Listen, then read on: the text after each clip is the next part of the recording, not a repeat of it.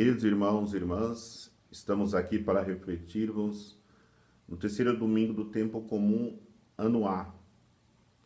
Esse final de semana a liturgia vai falar de vocação. O vocacionado é chamado a deixar as trevas e ser luz. Isso é o que nós ouviremos na primeira leitura. O vocacionado é chamado a viver em comunidade. Por isso ele não pode viver desunido, não pode ser causa de desunião. Isso nós ouviremos na segunda leitura. E o vocacionado é chamado a deixar tudo para seguir Jesus. Isso nós ouviremos no Evangelho de hoje. A primeira leitura que nós vamos refletir nesse final de semana é a mesma leitura que nós ouvimos na noite do Natal, na vigília do Natal. Então, a liturgia, na primeira leitura, apresenta a região da Galileia, situada ao norte de Israel, onde as tribos de Israel, Zabulon e Neftali, estavam estabelecidas. Mas só que essas tribos, elas foram atacadas pelos assírios e foram totalmente destruídas. A leitura diz que o povo que caminhava nas trevas viu uma grande luz, se referindo exatamente a esta realidade, porque essa região da Galileia passou por momentos muito difíceis pelo ataque dos inimigos. Mas por que essas tribos foram vencidas e derrotadas? Porque se estabeleceu entre as tribos de Israel a divisão. Nós sabemos pela história a tribo do norte e a tribo do sul, que era constituída por Judá e Benjamim, enquanto as outras tribos, a chamada do norte, estavam em conflitos e se separaram. Quando nós nos dividimos, sendo família, como as tribos eram uma grande família, pois eram filhos de Jacó, que se chamou depois Israel, que deu a origem à nação de Israel, nós ficamos mais fracos e nós estamos sujeitos a sermos vencidos pelos inimigos. Interessante que o profeta Isaías, 700 anos antes de Jesus vir ao mundo, ele anuncia que iria surgir uma luz sobre as montanhas de Israel. Realmente aquilo que acontece, como um sol que desponta no horizonte e vai iluminando cada vez mais, tornando resplandecente a sua luz, e quando chega ao meio-dia, ele está em todo o seu esplendor. Então, nessa profecia de Isaías, está claro que ele está profetizando a chegada do Messias, do Salvador, para restabelecer a paz. No entanto, é importante nós refletirmos que, quando nós vivemos a desunião, nós não conseguimos, depois de criarmos esses conflitos, resolvermos de uma hora para outra. Então, foi anunciado para aquele povo em desespero que uma luz iria brilhar. No entanto, isso aconteceu somente 700 anos depois, como iremos ver no Evangelho, quando Jesus aparece com essa grande luz. Então, quando se briga ou entra em conflito um país contra outro país, uma família contra outra família, uma comunidade contra outra comunidade, pode-se passar muito tempo até que o conflito seja resolvido, ou até gerações. A melhor solução é não entrarmos em divisão, mas sabermos nos perdoarmos antes que os conflitos causem situações irreparáveis. Olhando para a segunda leitura,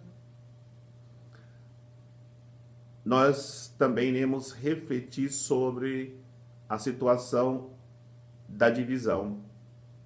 É aquilo que nos apresenta a segunda leitura através de São Paulo na carta de São Paulo aos Coríntios. São Paulo tinha fundado a comunidade de Corinto e agora está em Éfeso. Aparece em Éfeso alguns membros da comunidade de Corinto. E a família de Cloé, conhecida de São Paulo, ao entrar em contato com Paulo, ele pergunta: como está a comunidade?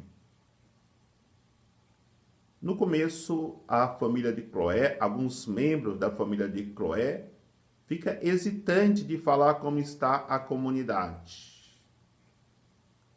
Mas chega um momento que ele solta a língua e começa a dizer: a comunidade está com muita dificuldade. Há divisões na comunidade. Um dizem que é de Pedro, outro de Paulo, outro de Apolo. Na questão moral, eu nem quero dizer nada, porque lá tem acontecido uma imoralidade que nem no meio dos pagãos tem acontecido. Na Eucaristia, na celebração, cada um coloca no seu canto, ou cada um se coloca em grupos, e não há união na própria celebração eucarística. São Paulo, ele olha, escuta aquilo com tranquilidade, de repente ele se levanta e diz: escreve para mim, vou enviar uma carta para eles. O primeiro assunto que ele vai tratar é sobre a divisão. Ele vai dizer: Cristo está dividido? Foi Pedro que foi crucificado? Foi Paulo que foi crucificado? Foi Apolo que foi crucificado por vós? Não. Não podemos deixar que essa divisão aconteça. Não podemos, na nossa sabedoria humana, desvirtuar a cruz de Cristo. Foi Cristo, servo, que deu a vida por nós. Por isso, nós somos servos de Jesus Cristo. Nós não devemos de maneira alguma nos aparecermos mais do que Jesus Cristo. Quanto à imoralidade, ele escreve na carta: aquele que cometeu ou que está cometendo tal pecado contra a moral, vivendo a imoralidade, que esse seja entregue a Satanás, para que Deus tenha misericórdia no dia do julgamento da sua alma. Quanto à divisão na Eucaristia, ele vai dizer: aquele que come do corpo de Cristo e bebe do sangue de Cristo indignamente, pode estar comendo e bebendo a sua própria condenação.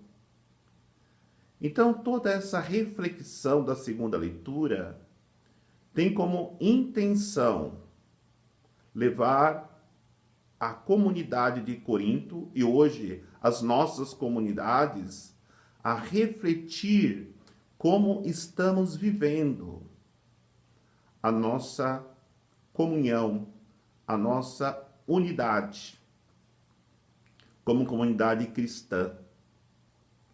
Por isso, temos que refletir: será que nossas comunidades não têm vivido as situações que os membros da família de Cloé apresentou para Paulo?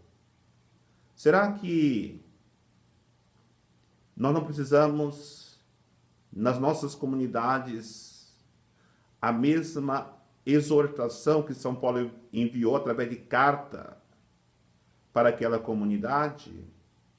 Então nós temos que despertar o nosso coração para Cristo que vem ao nosso encontro. Exatamente assim que começa o evangelho de hoje. Jesus deixando Nazaré, onde ele viveu 30 anos, e dirigindo-se para a região da Galileia, se estabelecendo em Cafarnaum. Lembremos que aquela região se tornou uma região de pagãos, já que as tribos de Israel, que ali foram estabelecidas, se perderam, foram destruídas, ali foram morar os pagãos. Então Jesus começa o seu ministério ali no meio dos pagãos. Por isso que a profecia do profeta Isaías, ela foi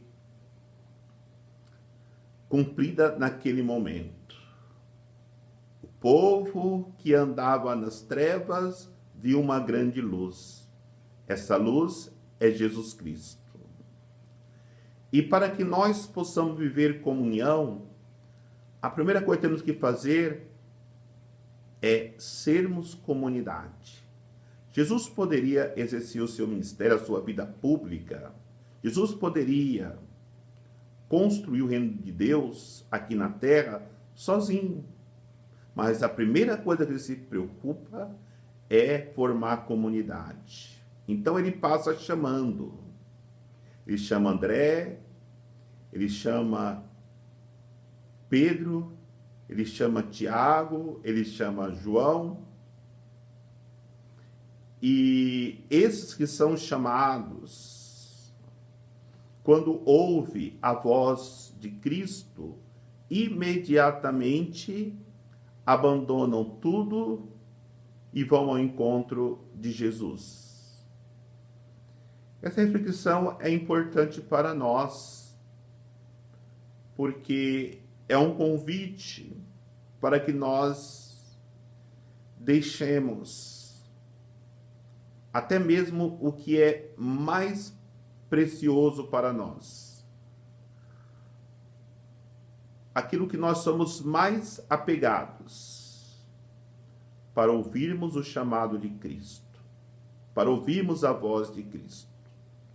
Então, ao ouvirem a voz de Cristo, esses que são chamados, André, Pedro, Tiago e João, esquecem até mesmo do seu lucro financeiro, porque estavam pescando.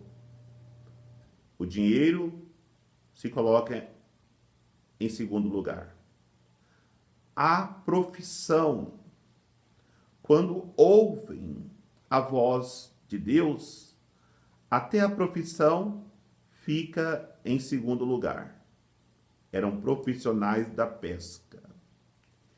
E até a família. Vai dizer que Tiago e João deixou o seu pai na barca e seguiram a Cristo. Não queremos dizer aqui que temos que deixar nossos bens materiais, deixar a nossa profissão, abandonar a nossa família. A intenção da liturgia não é essa, mas é dizer para nós: Cristo deve ocupar o primeiro lugar nas nossas vidas, acima de tudo. Jesus mesmo vai dizer: buscai em primeiro lugar o reino de Deus e tudo vos será acrescentado. No momento que nós buscamos o reino de Deus, Deus cuida dos nossos bens materiais. Deus cuida da nossa profissão. Deus cuida da nossa família. Por isso, viver vocação é trilhar o caminho do chamado de Cristo em direção à santidade e vida. Que Deus abençoe a todos nesse terceiro domingo do tempo comum. Eu sou o Padre Antônio Carlos Santana, da Comunidade Missionária Providência Santíssima, vigário judicial do Tribunal Eclesiástico de Ribeirão Preto e também pároco e professor de Direito Canônico. Que Deus os abençoe, em nome do Pai, do Filho e do Espírito Santo. Amém. Um bom domingo para todos.